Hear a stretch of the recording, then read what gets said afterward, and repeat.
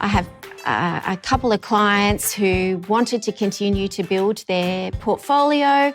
The bank said no because the capacity wasn't quite there. Pepper has a much more realistic calculator. So for this particular couple, who again were non-credit impaired, they had good incomes, they had good savings, so really the perfect customer, just couldn't get that loan with the bank. We took them over to Pepper.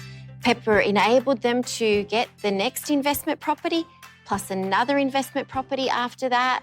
These clients have since sold one of those investment properties, and the result for them is that they now own their owner-occupied property that had a $500,000 debt on it.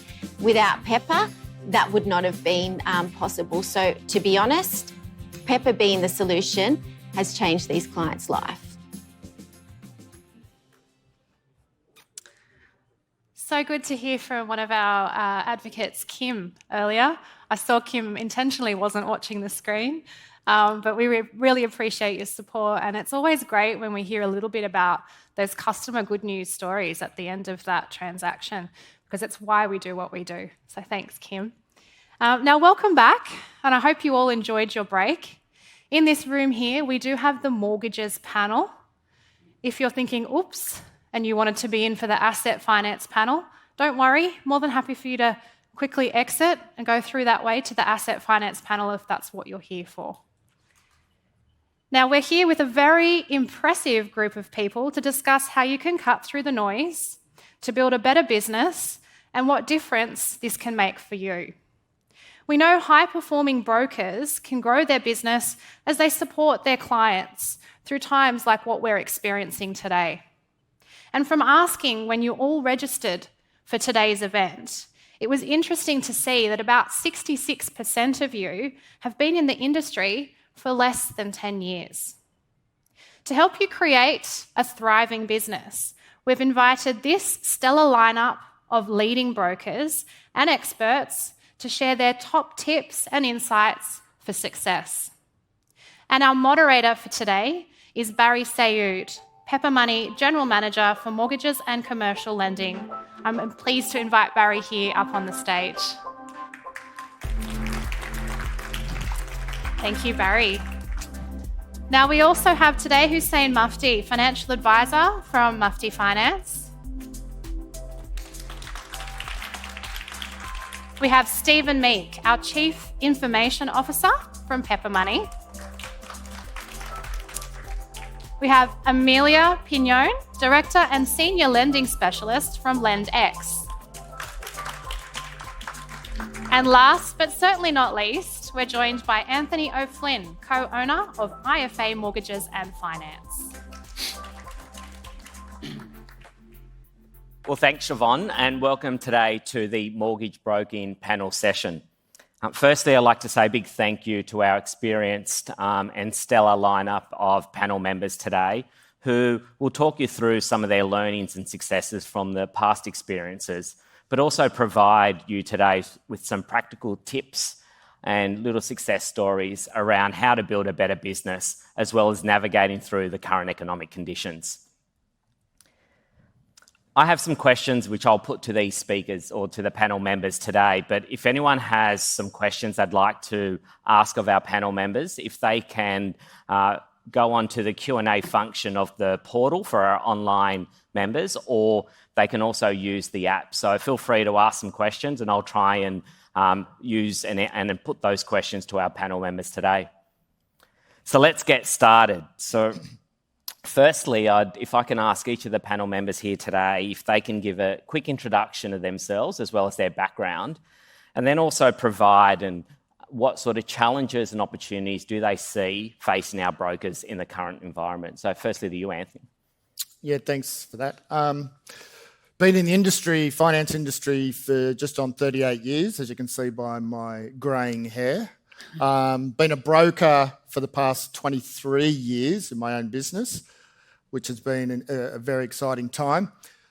The opportunities and challenges, I think the challenges that I experience day in, day out today is basically changing lending policies, serviceability issues, compliance now getting stronger and stronger in our industry, interest rates, And the other thing which I find is clients tend to have a little bit of knowledge of what they want, interest rates, where the market was, where many years ago they'd come to us and wouldn't know other lenders. But today clients through the use of internet have had the ability to be able to research their own and get some information on what other products and interest rates are out there.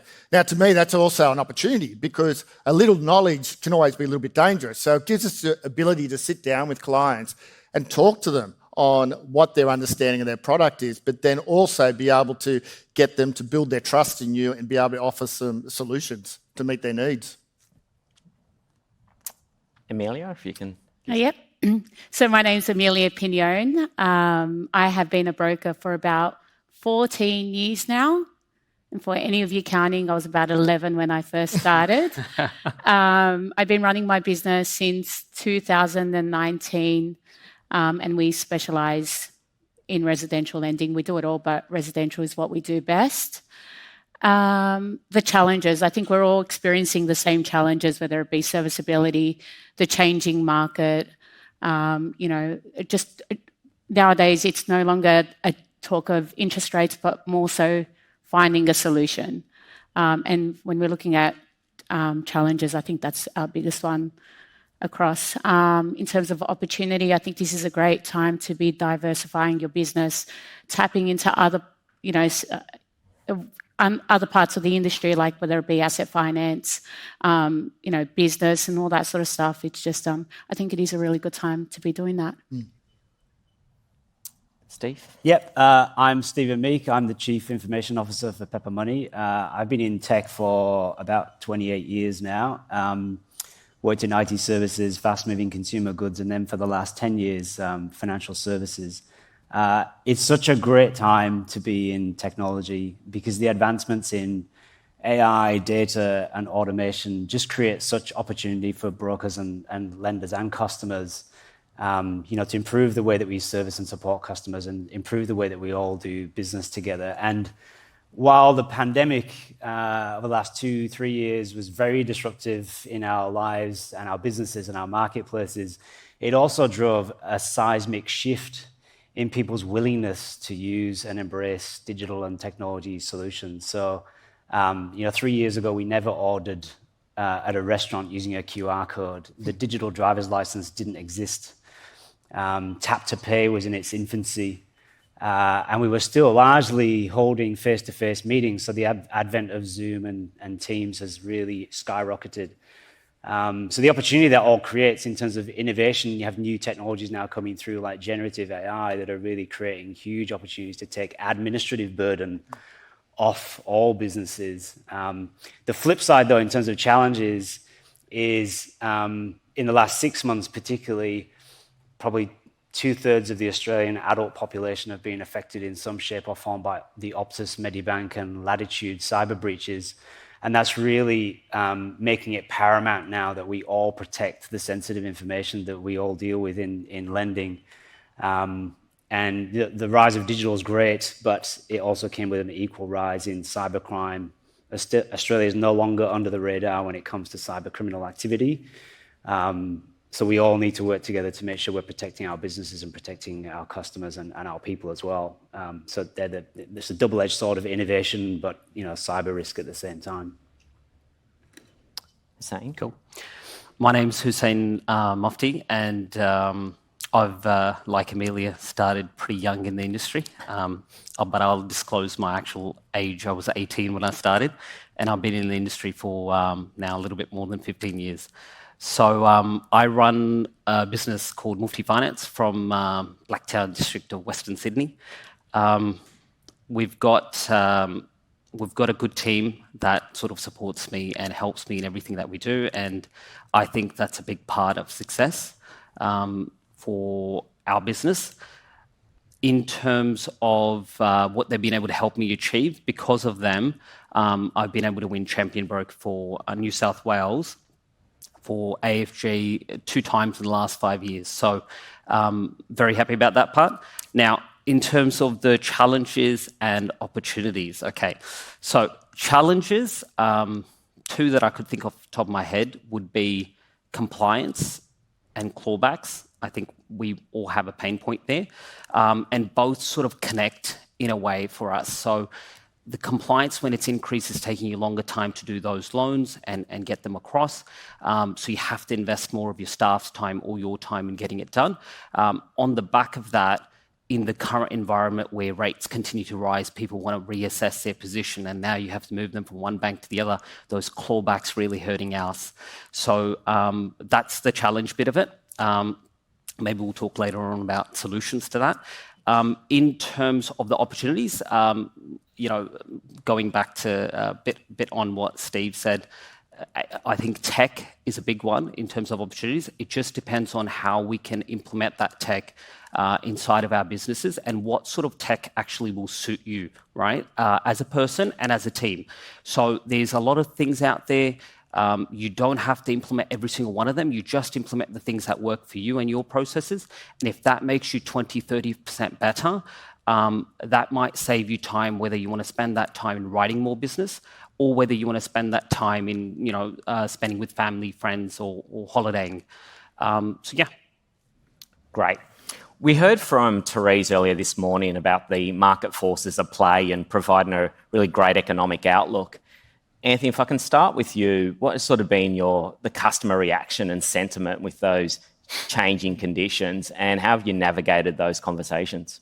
Yeah, they've been concerned, and most clients, now I look at twofold of clients. One that are my age in the 50s, and they're concerned, and I've got the younger ones that are coming through that haven't seen 11, 12 interest rate rises.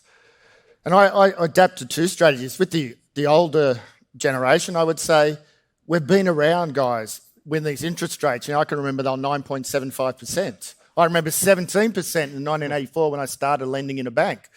And we adapted there. As I say to most of them, we got used to spending cash flow. We got used to spending extra cash. The average interest rate today at 6% for owner-occupieds or high fives is basically the average I would have said it's been over the last 36 years that I've been in the industry. So it's a matter, I say to the clients, we've got to get back to basics. Your home's your most priority. We've got to look at the way we can save money and be able to then make those commitments. Again, people are ringing me before their fixed rates coming off, and I'm saying, well, why don't we break this fall down a little bit further to coming off these fixed rates and say, we know it's coming off in December this year. Let's start paying a little bit more now and break that cycle so it's not a big fall, which they talk about, this cliff, but let's break it down to little molehills that we're going to fall down and we get used to our cash flow. The younger ones are a bit more challenging because they've never seen rate rises. And as my son, who's an electrician and 25 years of age, said to me, Dad, I keep getting the letters from the bank, the interest rates are going up and my repayments are going up. I just can't do it. I don't get a chance to be able to afford this. When I try to adjust my loan repayment and pay extra, it keeps going up. Again, I just say you've got to sit down with these clients, and this is where our opportunity is, and budget with them. Where are our excess spendings going? Where do we sit down? Where can we save money? Not going to the pub once a week or having a meal out. Can we stay at home? Can we have people over for barbecues? And that's a really good relationship you build with people, because you've got to take that concern and break down that concern, the way I see it, and give them little examples of how they can do it, little steps. So it doesn't become a worry. It doesn't come, I can't sleep at night. And as a mortgage broker, I think our biggest challenge with people is to being able them to put their head down on the pillow at night and get a good sleep and say, hey, I can afford this, I can do it. And that's what I've been doing with clients, just having that conversation, being able to work out where they can save money. And with the older folk, it's more, hey, can't go to the pub this week, sit down and you might have to make a bit more in repayments. Because we've all been there, a lot of them we forget. And as soon as things get difficult, the first thing I find with a lot of clients, they want to put their head in the sand and then it's too late. So I'm trying to have this conversation early with clients and say, let's address this decision you've got to make now, how you're going to save money. And I do it from the start and spend the time with them. I think that's the important thing. Understand where they're coming from and then give them some solutions. Yeah, thanks, Anthony. And really great insight. Again, going back to 1984 and mentioning sort of 17% interest rates. So for a lot of our brokers that sort of can't even recall or probably weren't around, or little babies from going back and reflecting how mums and dads used to afford and make repayments on a 17% interest rate. But Hussain, if I can ask you a question, sort of what's been your experience with clients over the last 12 months where they've seen a material increase in their sort of both their repayments amount and their interest, and what are those type of conversations you're having? So my personal experience, if I try and think of in a positive way, no, can't really. So as a broker, personal experience to the last 12 months, I think for all of us has been a massive, crazy ride, to say the least. In terms of the clients and how we're trying to manage that, I guess would be to sort of have conversations with them about breaking it down into smaller portions. Reminds me of I'll make it quick. Reminds me of like a story. There's a book called The Boy, the Mole, the Fox and the Horse. I think whoever's read that would know from it. There's a very famous quote in there, and I use that as how to deal with clients and how to help them with it. The quote in it says, the boy and the horse are in the woods, and the boy, there's visibility issues. So the boy says to the horse, I can't see a way through. And the horse says, can you see your next steps? The boy says, yes. So the horse replies, then just take that. Okay. And that's what I try and do, at least with clients, is that if they're concerned about what's going to happen, where are we getting up? Is it 7%, 8%? Am I going to go bankrupt? Thing is, we can't see that far ahead. What we can see is this is what's in front of you for 1 year or 2 years. These are your options. You can take as fixed rates or partially fixed, partially variable. And we guide them to being able to block that out in smaller portions, take those steps, and then move forward from there. Right? Now, two things that does actually is one, it'll give the certainty to the client so that they can be peaceful and not disturb you for the next 12, 24 months. Two, it gives you time now because you're not going to get a call every 2 months saying, hey, the rate's gone up again, what do I do? So, yeah. Excellent. Amelia, a question for you. How is the impact and the challenges in the market impacting the type of borrowers that you're seeing? Goodness, there's been a huge impact. We're seeing a lot of people reevaluate their path to home ownership. We're seeing a lot of mum and dad investors, really starting to feel the pain of these 12 or 13, 12, I think it is, interest rate hikes. So, we're having a lot of conversations and trying to educate our clients around, let's just ride the wave. Let's look at budgets. Let's look at, selling your home isn't necessarily the answer, and that there is a light. So I think it's just, in terms of seeing these mum and dad investors or just everyday people starting to panic, I think that's, seeing it's just educating them. So we're seeing a lot of that. But what we're also seeing is a lot of investors seeking pre-approval. I think this is the perfect investor market. We've got high rental yields, but we've also got some certain areas where there's a retraction in house values. So we're seeing a lot of investors at the moment. And I guess the other challenge, which I'm sure we're all seeing, is again what I said earlier was those coming off their fixed rates or their interest-only periods and no longer being able to service their loans. And again, just sitting with them and helping, going a bit into further detail, you don't need to be going to the pub, you don't need to be doing this extra spend. We got so used to, just the 1% and 2% interest rates that it's now, getting used to where we are at now. Thanks. Now, Steve, you alluded to in your introduction about we are sort of moving into a digital age, and accuracy and efficiency is no doubt a key focus to any successful business. We've seen the popularity of ChatGPT, AI. How do you view those types of sort of applications will transform the mortgage broking industry? And do you see, will they ever replace mortgage brokers in the future? Great question, Barry. The ultimate question is AI going to take over the world? So I'm here to tell you, Skynet's not coming, the Terminators aren't around the corner. And while, AI is capable of some incredible things, and it's evolving very quickly. So I guess a quick show of hands in the room, who's used ChatGPT since it arrived? So ChatGPT, it's great to see people using it. It can now provide insights and answers based on 1 trillion pieces of information that it's been trained on. Just staggering. And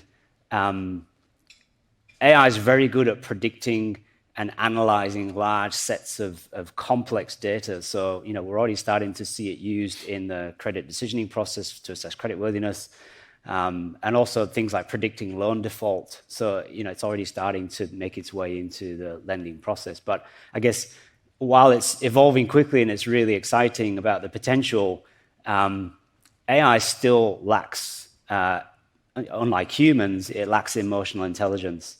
It's as good as the data that you give it. It can only operate with the data set that it's been given.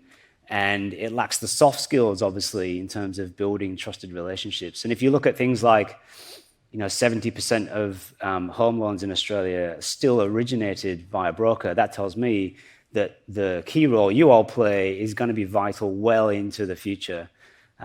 Because for such a complex, big financial transaction like buying a home, people want those guiding hands. And while AI is going to help augment efficiency and make your lives a bit easier so that you have less administrative burden and you can spend more time with customers, I definitely don't see it replacing any frontline roles like this well into the future. So you can all rest easy that it's going to augment and help you be more productive rather than supersede you. Yeah, so. Right. Well, Stephen, you mentioned the importance of brokers and being a trusted advisor to their customers. One question that I sort of want to put to you as well is, how should brokers be looking to use AI to sort of support them in their interaction with their customers to maybe improve that customer experience? Yeah, brilliant. Well, you're already using AI and you maybe don't know it. So when you type a Google search into Google and it starts to predict what you're trying to search for and complete the search term, that's based on millions of other searches that have been input before you.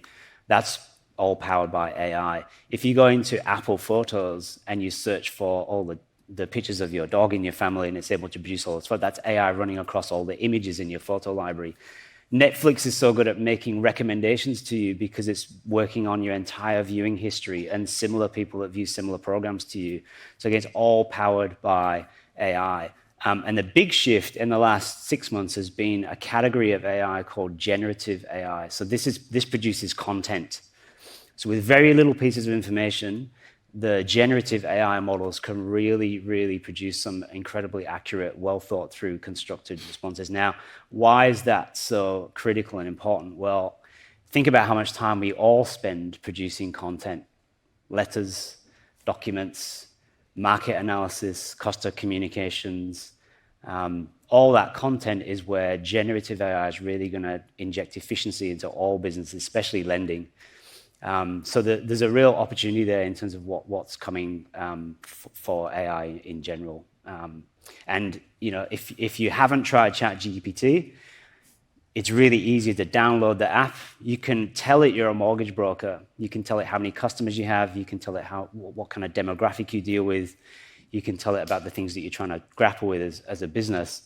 And it will give you suggestions on how it can help you be more productive. So like I mentioned, you can get it to quite easily write your next customer communication, write your next LinkedIn post for you, give it some complex data and ask it to summarize things to make it easier to understand. It's great at legal contracts, for example. You can really get started really quite quickly. And certainly from a lender perspective, we're looking at how we can use AI for broker support.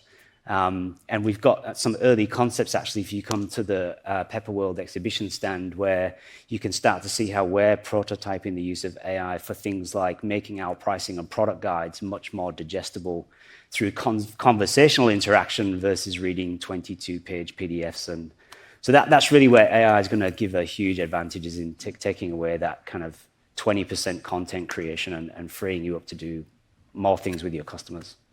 Okay. Thank you, Steve. Just a reminder, if anyone's got a question either online or here, if they can enter a question into the QA function of the chat, that would be great. Probably a question now to each of our broker members here today. So as business owners, and we've talked about the sort of complex environment that's sort of facing brokers at the moment, have you adopted anything new in your approach, and whether it be a process, a system, a technology tool, or a people, to try and improve your businesses, and what's been the outcome? Yeah, probably the first thing, I was listening to Dan the guest speaker earlier before us, and he said recruitment process is important. One of the things that I've been able to adopt is exactly what he said, like he did with the Surf's Lifesaving Club, put the net out, get people, then try and adapt where they are. In the business, I'm 57 years of age. My next person under me is Luke, who's 31, and it goes down to 19 years of age. Generally, what I've been quite successful is I've been taking these young students, either going to university or finishing school, chatting to them, and then looking where they're going to fit into my business model. They like finance because they're going to do finance. So some of them will be able to then come into our processing side where we have a process for each of our broker, or they might go into our retention side. So I break the business up into two models and then empower our staff also to look after them. And again, if they're a young person doing finance, some of them fit into that processing side. And I haven't put together an application in the last 15 years. Technology isn't my strong suit. Technology is their strong suit. So I'm empowering those staff that are coming through, and some of them are only 19, 20 years of age, and I'll sit down with them and they'll go, why don't we do it this way? Or why aren't we using this program? And over that, we've involved our processes to become a lot better. And the same with the recruitment side of things. Now, some of them are better we can talk to. They're really good natural speakers, and we start to teach them how to do annual reviews, start putting together presentations for our clients, approaching banks. And then what we've got them to do is to start emailing clients and getting in front of clients with, this is, we reviewed your home loan and this is what we can get for you, and getting them to understand that. And through the use of these younger people, and as Dan said, we're starting to develop my next generation of brokers, because I'll be able to see the retention staff that are working there, have they got the idea to become a broker? Or with the technology, the people who are looking after our processes, are they my next compliance person to help me get through this compliance network? So between the use of staff, I've been able to grow our business, because at that point, they've all got specialities, and that's what I'm trying to identify. I can't be one in everything, and I've learnt that the hard way over many years by trying to do it all myself. By employing staff and working out where they can fit into the environment and getting them to build my culture. And the culture to me as a mortgage broker is the most important thing. When I'm competing against banks and on techno sites, etc., having people on side and building my niche or what I want to put out to the client is the most important thing. Because I'm competing, and I don't like against you all, but I want to provide a service to a client that they're going to go to a barbecue and tell 5 or 6 other people. And I'm doing this through the people I recruit, through the technology that I'm using, that they're instigating into my platform and saying, hey, we should be using this. And also that service that I'm providing to them. I want to provide a service that's second to none, that they're going to go, hey, I've got a review done by my mortgage broker, I didn't even contact them. And that's what we started with our fixed rates. We identified early in the year that a lot of these clients were going to come off their fixed rates and we're going to have a bit of a jump. I employed a young person who's only 21 years of age, worked in a hotel, but she had the customer service, and taught her, gave her the skills to do it over a period of 2 months to be able to identify these clients. We've gone out and done a review on their variable rate, and at the same time, introduce that story about it. So to me, by using staff, people, identifying what their skill set is, and of course they're going to make errors, and of course you've got to educate them. That's a timely process, and some of them will say, it's not for me. I go, thanks for the time. But that, to me, has been the most important process that I've introduced or changed in my business to try and get it from where it was, where I'm a one-man band, now to having 10 on staff. Yeah, great insights. Amelia? Yep. And I think what I'm hearing from Anthony are the two things that are really important. I think they're the two key things, and that's people and process. When we look at people, I'm talking about the people within our business, making sure that, in this, they're up to date, they're compliant, they're educated. We're doing our regular training, our check-ins, just making sure we're all across the changes that are happening.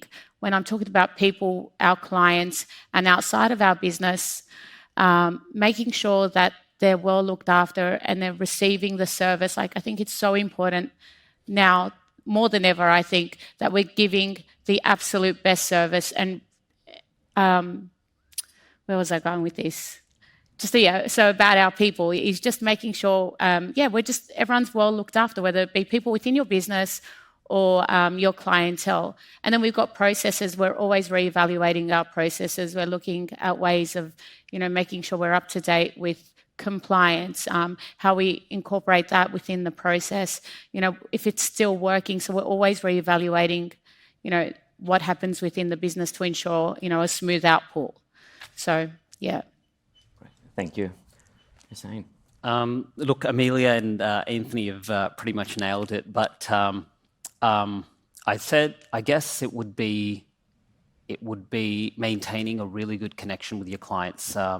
So if you've got processes in place to contact the client, 2 months before the fixed rate expires or 3 months before, that's amazing. If you don't, it could be as simple as having a conversation with the client when you're fixing the loan and saying, hey, when you get a letter from the bank saying your fixed rate's expiring, just get in touch with me, right? We're not all so super duper organized, right? And maybe the AI and tech will help us get that all sorted out even better.